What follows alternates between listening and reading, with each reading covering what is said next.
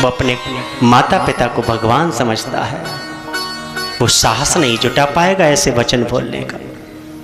इसलिए मेरा निवेदन है, हर घर में बालकों को सुंदर शिक्षा देने का प्रयास करो। जिनके घर में बुजुर्ग हैं वे अपने बच्चों को बिठा लो और उन्हें शिक्षा दो। माताओं, शाम को तो तुम्हें जरूर समय मिलता होगा, इसलिए अपने सब बच्चों को बिठा करके अच्छी अच्छी बातें बस सिखाओ, तभी कल्याण हो सकता है। बोलो हर हर महादेव। मैना माता ने पहला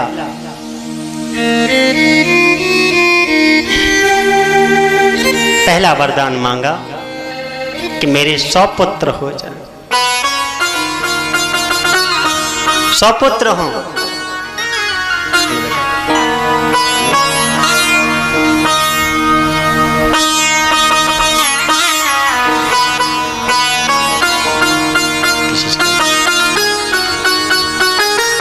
सौ पुत्र मांगे और सभी बलवान मांगे, संस्कारवान मांगे।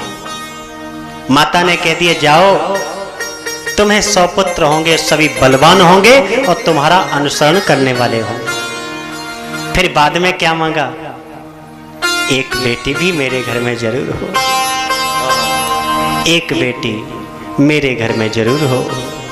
और वो बेटी ऐसी नहीं, हे माता, वो बेटी आपके समान हो। मैं तो चाहती हूं कि मेरे घर में आप ही मेरी बेटी के रूप में पधारना। जगत जननी से मैना माता कहती है कि हे मैया, आप मेरे घर में बेटी के रूप में पधारना। मैया ने दोनों वरदान दे दिए। जा मैया, पहले तो तेरे घर में 100 पुत्र होंगे और फिर अंत में मैं तेरे घर में तेरी पुत्री बेटी बनकर आऊंगी। अंतर ध्यान हो गई मैया। दोनों पति पत्नी महाराज हिमालय और मैना मैया अपने घर में आई। बड़ी प्रसन्नता का भाव है क्योंकि वो तो वरदान लेकर आई हैं। वरदान के ही कारण उनके घर में 100 पुत्र हुए, जिनमें सबसे श्रेष्ठ पुत्र था मैनाक।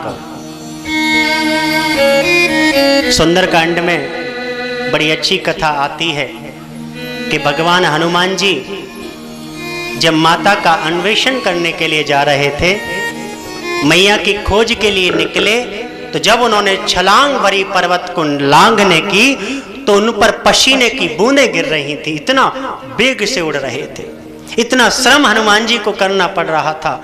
और पर्वत के साथ उनकी मित्रता थी मैनाक की, इसलिए पर्वत के साथ ही रहा, सिंधु के साथ ही रहते थे समुद्र में। और उन्होंने देख लिया कि हनुमान जी जा रहे हैं मैया का अन्वेषण करने के लिए, मैया की खोज करने के लिए, थक गए हैं, पसीना में लथपथ हो रहे हैं, मैं चल के इनको थोड़ा विश्राम दे दूं। तो ऊपर निकलकर आए, हनुमान जी से आग्रह किया, प्रभु मेरा निवेदन है कि आप मुझ पर अपना चरण रख करके मुझे कृतार्थ कर दो और थोड़ी देर आप अपना विश्राम कर लीजिए मुझ पर। हनुमान जी ने वहीं से कहा, हे मैनाक, मैं तुमको प्रणाम करता हूँ, आप कितने धन्य हैं जो आपने भगवान के दूत को पहचान लिया। बनैया समुद्र में तो ऐसे भी थे जो हमें खाने के लिए तैयार रहे, आपने मुझे पहचान लिया, आप धन्य हैं। और याद रखना, आपका जीवन तभी धन्य है जब आप चलते फिरते कहीं भी रहें, भगवान के भक्तों को तुरंत पहचान लें। बोलो हर हर महादेव। भगवान के भक्तों को पहचान लें, ये दृष्टि आपके अंदर हो जाए, वरना हम लोग तो भगवान के भक्तों को कभी नहीं पहचान पाते। नेता लोगों को तो जरूर पहचान लेते हैं। बोलो हर हर महादेव।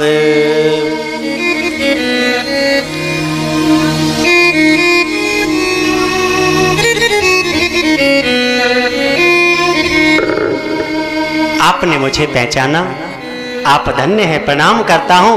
पर मैं क्या करूं कि राम काज कीने बिनु मोहे कहाँ विश्राम।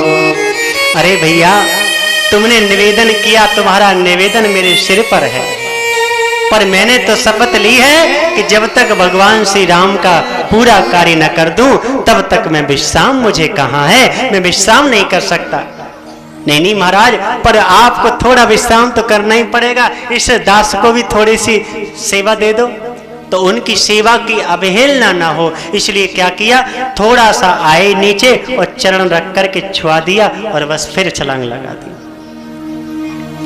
चले गए। वही मैना मैया का पहला पुत्र था, बड़ा बलवान था, समुद्र से इनकी मित्रता थी, समुद्र में निवास करते हैं।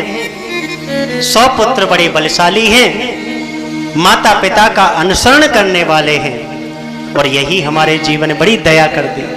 आज मैना मैया बड़ी प्रसन्न हो रही हैं कि हे प्रभु तुमने कितनी दया की है, हम तो बड़े धन्य हो गए आपकी करुणामयी। हम देखो भगवान चाहते हैं कि हम तो अपनी कृपा कर रहे हैं, पर हमारी कृपा का पात्र कौन है, पात्रता भी तो होनी चाहिए।